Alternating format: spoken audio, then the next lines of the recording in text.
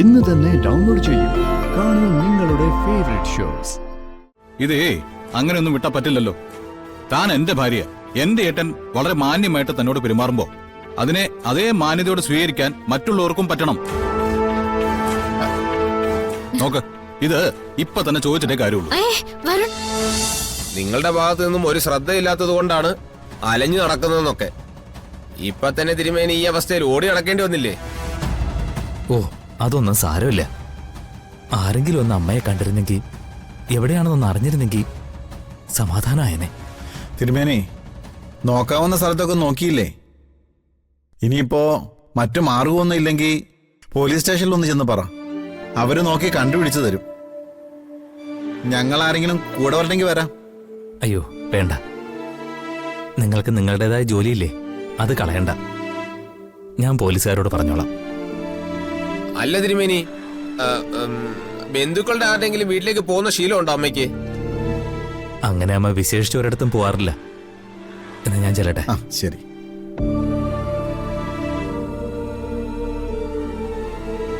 അവരെ കുറ്റം പറയുന്നതിലും കാര്യമില്ല. ആ പെങ്കൊച്ചിന്റെ മരണത്തോടെയാണ് അവരുടെ മാനസിക നില തെറ്റിയത്. അല്ല, ദേവനാരായണൻ തിരുമേനിയുടെ വീട്ടിൽ എന്തൊക്കെയാ നടക്കുന്നേ? ഒരു മോള് മരിക്കുന്നു, അവരുടെ ഭർത്താവിനെ കൊണ്ട് അടുത്ത ഇള കെട്ടിക്കുന്നു. ഭ്രാന്ത് വന്നില്ലെങ്കിലേ അതിശയുള്ളൂ. ഒന്നും മിണ്ടാതിരടാ, അയാൾ ഒരു സാധുവാ. നമ്മുടെയൊക്കെ എത്രയോ പ്രശ്നങ്ങൾക്ക് പരിഹാരം ഉണ്ടാക്കി തന്നിരിക്കുന്നു. അലഞ്ഞു നടക്കാൻ അദ്ദേഹത്തിന്റെ വിധി.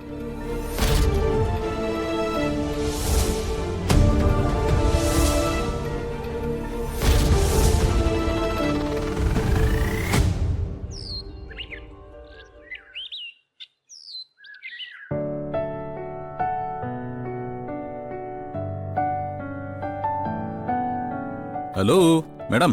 ആ, എത്തിയോ? വലിയ യാത്രയാണ്, ചിലപ്പോ വൈകിയ വരുന്നൊക്കെ പറഞ്ഞിട്ട്. അങ്ങനെ ഒരുപാട് വൈകാൻ വേണ്ടിട്ട് ഇവിടെ ഒരാൾ സമ്മതിക്കണ്ടേ? അതാരാ? ഈ വീടിന്റെ കുടുംബനാഥ രാധിക വരുൺ. ഓ, അങ്ങനെ. ആ,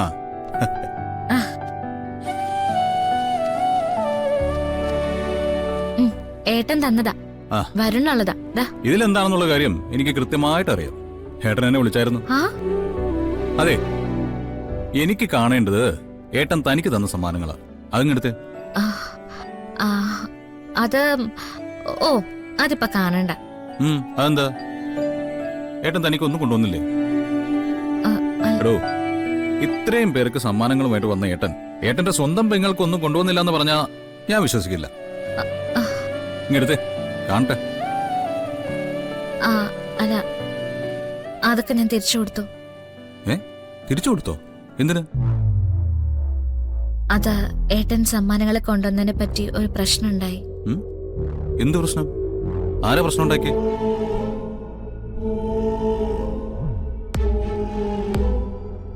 അതുകൊള്ളാം. സൂര്യ വന്നപ്പോ എല്ലാവർക്കും ഡ്രസ് കൊടുത്തില്ലേ? അവക്കും കൊടുത്തു. ഓ, എനിക്ക് സമ്മാനങ്ങൾ തരുന്നതിന് മുൻപ് വേറൊരുത്തിക്ക് കൊടുത്തല്ലേ? അപ്പോ സൂര്യയുടെ മനസ്സിൽ എനിക്ക് 2ാം സ്ഥാനമേ ഉള്ളൂ അല്ലേ? എന്റെ ഭർത്താവ് എവിടെയെങ്കിലും പോയിട്ട് തിരിച്ചു വരുമ്പോ ഒരു സമ്മാനം കൊണ്ടുവന്ന് തരുന്നത് എനിക്കത് വലിയ കാര്യാ. പക്ഷേ എന്റെ കയ്യിലതെത്തുന്നതിന് മുൻപ് മറ്റൊരുത്തിയുടെ കയ്യിലതെത്തിന്ന് പറഞ്ഞാ എനിക്ക് എന്തെങ്കിലും തോന്നും. അതിനൊരു ബുദ്ധിമുട്ട് വിചാരിച്ചിട്ട് ഒരു കാര്യമില്ല. അല്ല, കൽപ്പന ഇതൊക്കെ ഇട്ട് ഒരുങ്ങി നിന്നപ്പോ ഇവളെന്തിനാ ഒരുങ്ങി വന്നത്? ആരെ കാണിക്കാനാ? ഉർവശി മിണ്ടാതെ നിക്കവിടെ. എരുതിയിൽ എണ്ണ ഒഴിക്കാൻ നോക്കണ്ട. എണ്ണ ഒഴിച്ചെങ്കി അതങ്ങ് ആളി കത്തട്ടെ. എത്ര തലയിലെടുത്തോണ്ട് നടന്നാലും അനാഥയാണെന്ന ബോധം ഇവൾക്കുണ്ടാവണം. അച്ഛനെ അമ്മയും പോലും തിരിച്ചറിയാത്തവളാ കണിമംഗലത്തെ തമ്പുരാട്ടി. ഞാൻ ഇവളുടെ ദാസിയൊന്നുമല്ല. ഉർവശി, ആരൊന്നും പറയണ്ടമ്മേ.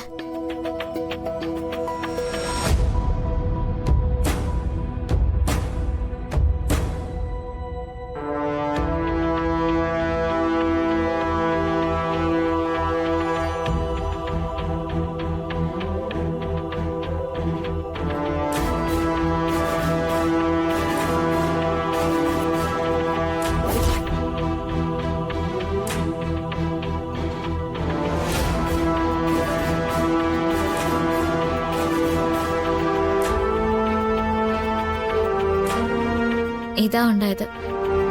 ഇതേ അങ്ങനെയൊന്നും വിട്ടാ പറ്റില്ലല്ലോ. താൻ എന്റെ ഭാര്യ, എന്റെ ഏട്ടൻ വളരെ മാന്യമായിട്ട് തന്നോട് പെരുമാറുമ്പോ അതിനെ അതേ മാന്യതയോട് സ്വീകരിക്കാൻ മറ്റുള്ളവർക്കും പറ്റണം. നോക്ക്, ഇത് ഇപ്പൊ തന്നെ ചോദിച്ചിട്ടേ കാര്യമുള്ളൂ. വരുൺ, ഒന്നും മിണ്ടായിരിക്കെ. ഇത് ചോദിക്കുന്നു വേണ്ട. എടോ, എന്ന് പറഞ്ഞാൽ സഹിക്കുന്നതിന് ഒരു പരിധിയില്ലേ? ഒരേ കാലമായി പന്ത് തട്ടുന്ന പോലെ തന്നെ തട്ടി കളിക്കാൻ തുടങ്ങിയിട്ട് എല്ലാത്തിനും വളം വെച്ചു കൊടുക്കുന്നത് അവരാ ചെറിയമ്മയാണ്. ദുഷ്ടത്തരം ഹോൾസെയിലായിട്ട് എടുത്തിരിക്കുക രണ്ടുപേരും കൂടി. ചോദിക്കേണ്ട സമയത്ത് തന്നെ ചോദിച്ചില്ലെങ്കിലേ ഇതൊക്കെ വളർന്നങ്ങ് വലുതാവും. നോക്ക്, തൽക്കാലം ഇക്കാര്യം ചോദിച്ചാല പ്രശ്നം വഷളാവാൻ പോകുന്നത്. അതെ, എല്ലാ മനുഷ്യരും ഒരുപോലെയാന്ന് കരുതരുത്. ആളുകൾ തമ്മിൽ വ്യത്യാസം ഉണ്ടാവും. ആ വ്യത്യാസം അഡ്ജസ്റ്റ് ചെയ്യാൻ പഠിക്കണം. അപ്പോഴാ ഒരാൾ നല്ല മനുഷ്യനാവുക. അങ്ങനെ എനിക്കിപ്പോ നല്ല മനുഷ്യനാവണ്ട. നല്ല മനുഷ്യത്തെയായിട്ട് തനിക്ക് കിട്ടേണ്ടതൊക്കെ കൃത്യമായിട്ട് കിട്ടുന്നുണ്ടല്ലോ. വരുൺ, ഞാൻ പറയുന്നൊന്ന് കേൾക്ക്. ഏട്ടത്തി പറഞ്ഞതിനൊക്കെ കൃത്യമായിട്ട് ഞാൻ മറുപടി പറഞ്ഞിട്ടുണ്ട്. ഇപ്പൊ ഞാനതിന് മടിക്കില്ലെന്നറിയാലോ. ഇനി വരുൺ പോയി ചോദ്യം ചെയ്യാൻ നിന്നാല് അതിന്റെ അർത്ഥം എനിക്ക് നേരിട്ട് സംസാരിക്കാൻ ചങ്കൂറ്റ ഇല്ലാന്നല്ലേ. അത് മാത്രല്ല, ഏട്ടത്തിയെ ഇനി ഒരുപാടൊന്നും മാറ്റിയെടുക്കാൻ പറ്റില്ല. അങ്ങനെയാവുമ്പോ അഡ്ജസ്റ്റ് ചെയ്യേണ്ടത് നമ്മുടെ ഏട്ടന്. താൻ എന്തൊക്കെയാണോ ഈ പറയുന്നത്? ഏട്ടത്തിയുടെ പ്രാന്തിനനുസരിച്ച് ഏട്ടന് മാറണോ? അങ്ങനെ മാറണമെന്നല്ല, അവർക്കൊരു നല്ല ജീവിതം ഉണ്ടാവണം. ഏട്ടത്തിയിൽ കുറച്ച് പ്രശ്നങ്ങളൊക്കെ ഉണ്ട്. അത് ഏട്ടന് ഭംഗിയായിട്ട് കൈകാര്യം ചെയ്യാൻ പറ്റും. നമ്മൾ ഏട്ടനെ ഒന്ന് ഉപദേശിക്കണം. എടോ, ഞാൻ പറയുന്നൊന്ന് കേൾക്ക്. ഏട്ടത്തിയുടെ ജീവിതത്തെക്കുറിച്ച് ഒന്നും ചിന്തിക്കണ്ട. ഏട്ടനെ കുറിച്ച് മാത്രം ചിന്തിക്ക്. അവരുടെ ജീവിതത്തിൽ സമാധാനം ഉണ്ടാവട്ടെ. നമുക്കിപ്പൊ തന്നെ ഏട്ടനെ കണ്ട് സംസാരിക്കാം. ആ ശരി.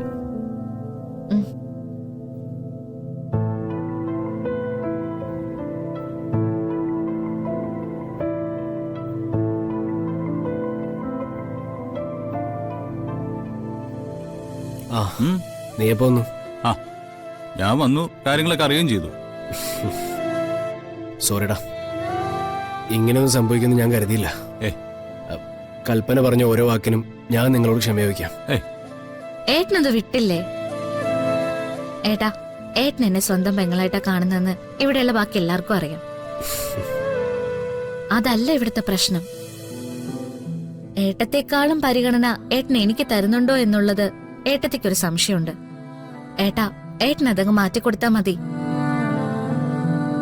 ഏട്ടാ, ഏട്ടനോട് ആ കാര്യം പറയാനാ ഞങ്ങൾ വന്നേ, അല്ലാതെ കഴിഞ്ഞ കാര്യങ്ങളെ കുറിച്ച് ചോദിക്കാൻ വേണ്ടിയല്ല. ഏട്ടൻ ഒരുപാട് സമ്മാനങ്ങളായിട്ട് വന്നു. അത് കയ്യിൽ കൊടുത്തപ്പോ ഏട്ടത്തിക്ക് എന്തൊരു സന്തോഷമായെന്ന് കണ്ടില്ലേ?